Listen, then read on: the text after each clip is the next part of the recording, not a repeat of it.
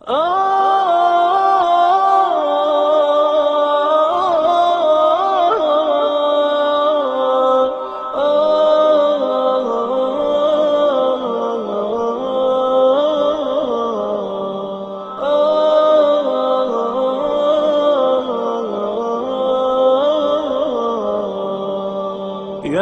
حامل القرآن قد خصك الرحمن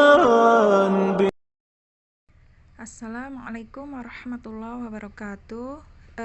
Sekarang kita sudah sampai ke pembahasan wakaf dan ibtida ya, yang di buku hitam Tajwid Syafi'i. Wakaf dan ibtida itu halaman 80 dan 81 ya. Nah, di sini ada tambahan sedikit ya untuk wakaf ibtidanya di buku yang tajwid lengkap, masih sama, penulisnya adalah Ustadz Kurnaidi ya. Di situ di awal video sudah saya share cover bukunya seperti ini ya. Ya, ini adalah tajwid edisi lengkapnya. Nah, mengenai wakaf dan ibtida ya, wakaf itu artinya menghentikan bacaan gitu kan, sedangkan ibtida artinya memulai bacaan. Lalu di sini juga ada istilah yaitu namanya qoto ya. Qoto itu adalah menurut bahasa di sini al-qat'u ya, bermakna al-izalah yang artinya memotong atau menyudahi ya. Jadi ada istilah qoto, ada istilah wakaf, ada istilah ibtida itu ya. Jadi ada 3 istilah ya. Kapan qoto itu? Yaitu menyudahi bacaan ya. Misalnya habis baca itu kita mengerjakan pekerjaan yang lain gitu ya, itu namanya qoto. Tapi kalau wakaf menghentikan bacaan tetapi masih akan membaca lagi. Itu bedanya ya antara beda wakaf dengan qoto. Gitu ya. Jadi kalau qoto benar-benar berhenti membacanya lalu ditutup Al-Qur'annya gitu kan. Tapi adapun kalau wakaf itu berhenti ya, tapi masih membaca lagi gitu. Nah, lalu di sini hukumnya ya, tidak boleh menyudahi bacaan atau qiraah kecuali pada akhir ayat ya, karena kita kan mau berhenti total membacanya gitu kan. Jadi harus sampai akhir ayat ya. Lalu di sini apabila hendak membaca Al-Qur'an kembali gitu kan, maka berta'awudz lagi di sini ya. Ya, di sini An-Nahl ayat 16 ya. Jadi kalau sudah berhenti terus lalu ditutup Al-Qur'annya lalu mengerjakan tugas lain, saat akan membaca lagi hendaknya ta'awudz lagi ya, dimulai lagi gitu seperti biasa. Lalu sekarang kita akan ke pembahasan yang wakaf ibtida untuk yang macam-macam wakaf secara zatnya ya. Yaitu pada saya pakai buku lama ya.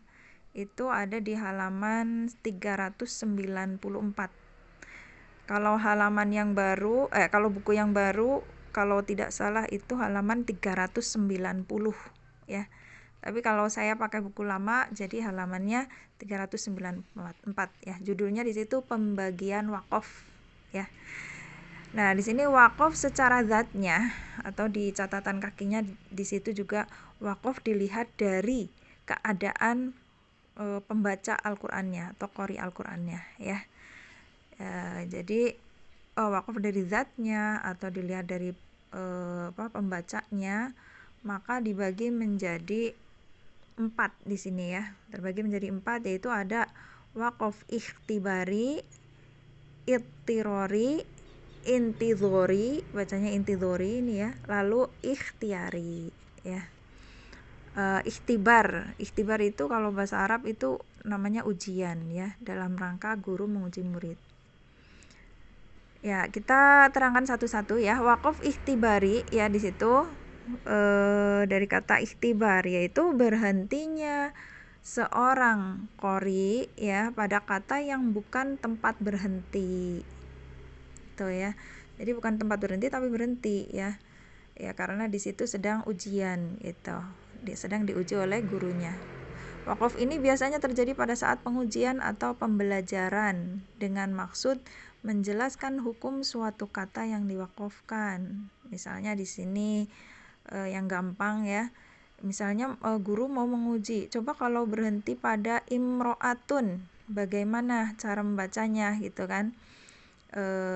Maka sudah kita tahu bahwa kalau waqaf pada imro'ah dengan ta marbutoh maka menjadi ha ya, imro'ah ya, tidak ya. Jadi kalau waqaf ikhtibar atau pada saat ujian, misalnya guru menguji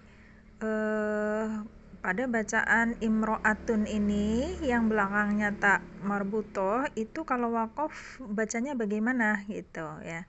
Maka murid membaca dengan ha di sini kan kalau waqaf ya, imro'ah gitu ya. Adapun kalau pada saat ini berarti bacanya jadi tak sukun di sini, enggak jadi ha ya, karena di sini tanya ta maftuhah ya, tak terbuka di sini ya. Wamro'at gitu, wamro'at tuh kalau misalnya waqaf pada kata ini ya. Nah, itu namanya waqaf ikhtibari ya. Bagaimana cara membaca contoh waqaf di sini yaitu pada ta marbutoh dengan perbedaan pada waqaf pada ta maftuhah gitu ya. Ya, seperti itu ya. Ini namanya waqaf ikhtibari ya. Guru menguji murid pada saat bacaan ini bagaimana cara membacanya gitu. Nah, lalu berikutnya hukumnya di sini ya. Hukumnya waqaf ini boleh berhenti pada kalimat apapun ya, atau kata apapun selama dalam masa pengujian gitu ya, atau pembelajaran. Dan kemudian ia harus membaca kata tersebut disertai dengan kalimat setelahnya seandainya layak untuk disambung. Ya, jadi membaca dari kata yang tadi ya, atau membaca dari ya kembali pada kalimat yang sebelumnya ya, biar sempurna itu dari kalimat sebelumnya yang kira-kira kalimatnya sempurna gitu, yang layak untuk memulai bacaan ya. Lalu yang kedua adalah waqaf ittirori ya. Ittirori itu darurat gitu ya. Ya, di sini berhentinya seorang qori secara terpaksa gitu ya. Ittirori itu terpaksa atau ya, karena darurat, misalnya pada pertengahan qiraah karena mendapati penghalang seperti bersin ya. Jadi kan terpaksa dia berhenti karena bersin, kehabisan atau sesak nafas, dan mengalami ajz yaitu lemah atau letih ya di situ, karena lupa atau menangis ya. Biasanya kita menangis juga waqaf di situ ya. Ini atau sebab-sebab lainnya ya, sebab lain yang memaksa untuk berhenti. Nah, lalu hukumnya bagaimana? Dibolehkan waqaf pada kata apapun dalam keadaan terpaksa tersebut ya. Dan seseorang kembali pada kata yang diwakafkan ya, apabila memang layak memulai darinya ya. Seseorang kembali lagi pada kata yang diwakafkan tadi ya. Tapi jika tidak layak ya memulai bacaan dari kata sebelumnya yang layak ya, agar maknanya sempurna ya. Lalu waqaf intidhori ya, memang kalau pembahasan waqaf dan ibtida itu memang bagusnya sudah faham bahasa Arab, kaidah-kaidah bahasa Arab ya. Jadi dia tahu di mana harusnya kalimat itu sudah sempurna gitu. Atau namanya kalimat mufidah ya. Kalimatnya sudah sempurna seperti bahasa Indonesia gitu. Ini Budi ya, itu udah sempurna itu kalimatnya kan. Ya wakaf ibtidah makanya di sini adalah materi pendalaman ya. Karena memang kalau bagi yang belum bisa atau belum bisa bahasa Arab, bisa dengan membaca dengan tanda-tanda wakaf yang ada di dalam Al-Qur'an ya. Di sini wakaf intidhori ya. Wakaf intidhori adalah berhentinya seorang qori pada kata Qur'aniyah dengan maksud mengumpulkan riwayat-riwayat ya. Jadi intidhori itu untuk riwayat-riwayat dari berbagai ragam sisi qiraah dalam suatu ayat. Maksudnya wakaf ini biasa dimanfaatkan oleh pembaca Al-Qur'an yang sedang mempelajari qiraat ya, baik qiraah sab'ah yaitu 7 qiraah atau qiraah yang asyroh atau 10 qiraah gitu ya. Jadi ini untuk yang sedang belajar qiraat ya kepada guru. Lalu hukumnya boleh atau jaiz ya, boleh wakaf pada kata apapun sehingga seseorang bisa menyambungkannya dengan sisi-sisi yang berbeda pada beberapa riwayat lain walaupun maknanya belum sempurna ya. Jadi kalau sedang membaca qiraat misalnya menggabungkan antara sedang membaca qiraat Syu'bah ya. Sedang membaca qiraat Syu'bah di situ maka membaca riwayat Syu'bah dulu baru hafaznya dibaca juga ya. Jadi 2 qiraat langsung dibaca kalau sedang membaca ke guru riwayat yang Syu'bah gitu ya. Nanti saya akan contohkan di sini misalnya di surat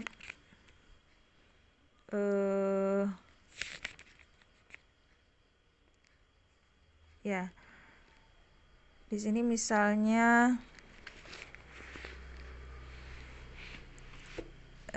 misalnya pada wa idz qala Musa liqaumihi innallaha ya'murukum an tadbahu baqarah qalu atattakhiduna huzua ya. Jadi ini kalau riwayat Syu'bah itu dibacanya huzua ya.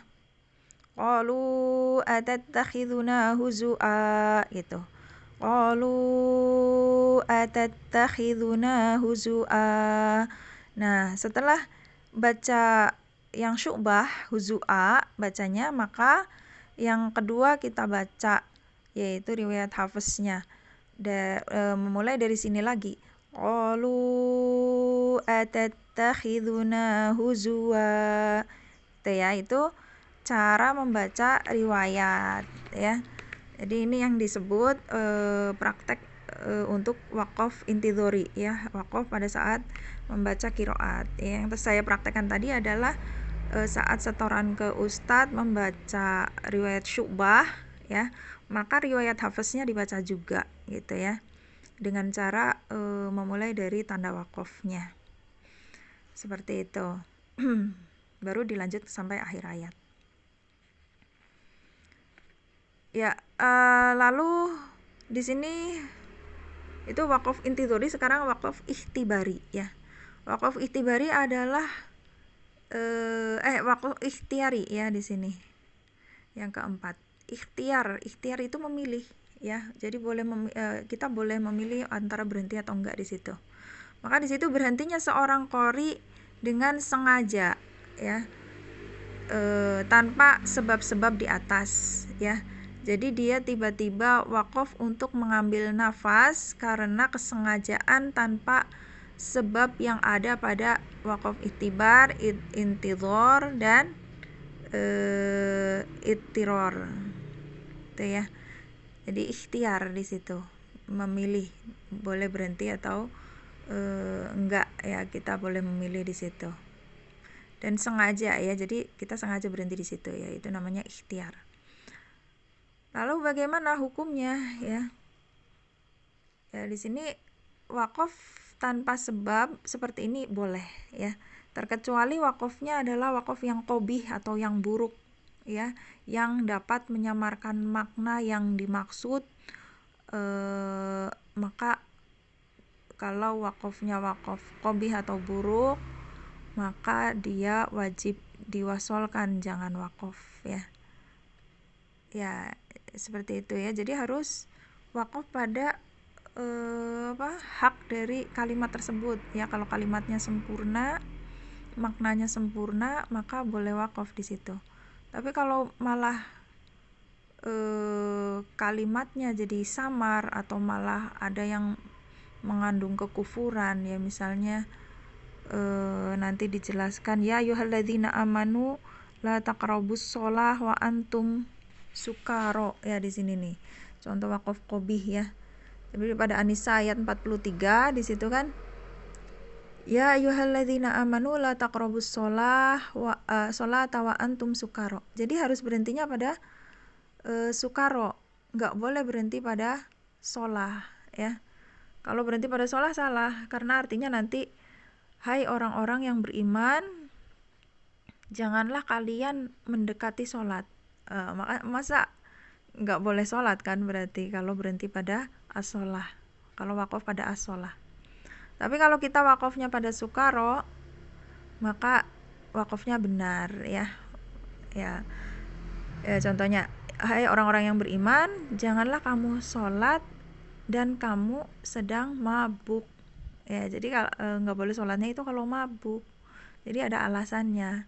Tapi kalau berhentinya pada janganlah kamu sholat ya, maka jadi rancu di situ ya maknanya. Makanya disebut wakaf qabih atau buruk ya, itu yang dimaksud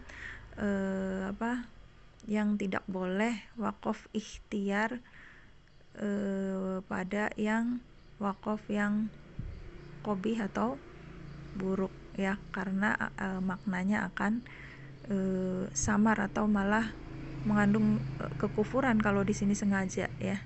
Wahai orang-orang yang beriman, janganlah kamu sholat. Nah, kalau sengaja sudah tahu di sini maknanya dan malah meyakininya nggak boleh sholat gitu kan, melarang orang untuk sholat, otomatis ini mengandung makna kekafiran gitu kan. Tuh, barakallahu fiik.